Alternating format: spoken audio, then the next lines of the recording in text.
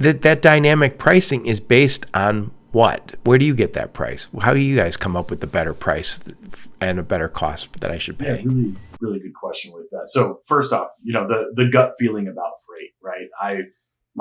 My background, over a decade in the brokerage space, trusted my gut a lot.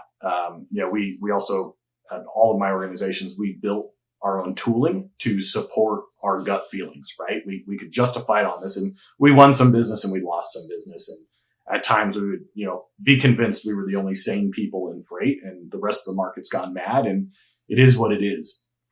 What we're doing at Greenscreens in terms of how do we accelerate this decision making? How do we back up and support what we're presenting is done a couple ways. Primarily, we can sort data across all of our customer base. So nearly 100 brokers have signed up with our customer since our inception, which as I look at the calendar, we're a 2-year-old company as of about a week ago. We were actually so busy, we forgot to celebrate it and call it out very publicly.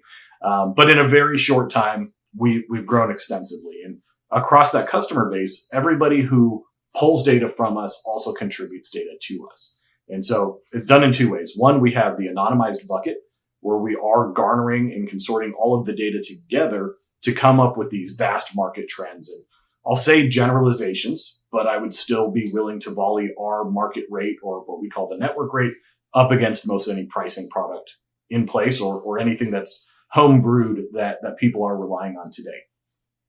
And then we're on an individual broker basis, we're taking their specific data, just their organization and their operation, and we're compounding that into an ML model and influencing it based on a lot of things that are going in the market at large, as well as capacity trends, certain bid processes. So you can imagine if you've bid on 5 of the same loads in one day and you start getting acceptance on those loads, capacity as you go to book those is going to shrink in a certain market.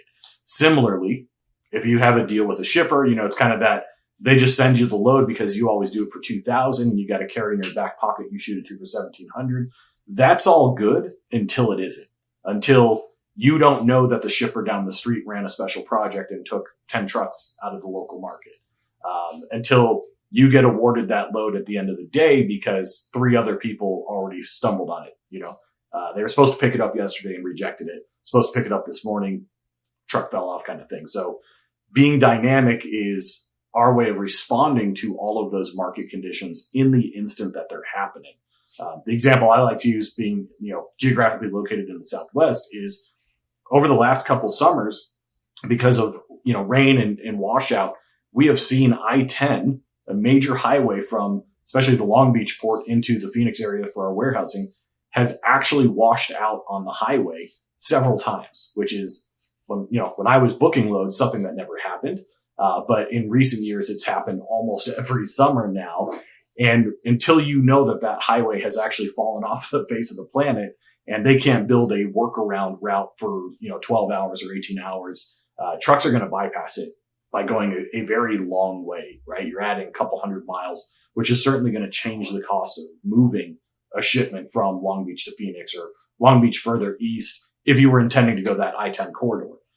So being able to know that or have pricing respond to that without the broker or the sales rep in the seat having to be aware of what's going on at every local economic level, and having a tool that will just spit out the answer for you.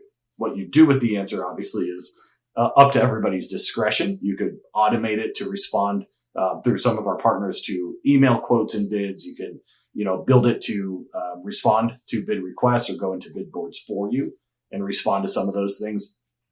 But also, again, keeping track of how many of these loads are you anticipating to move? What's the inbound and outbound load flows in all the markets being addressed?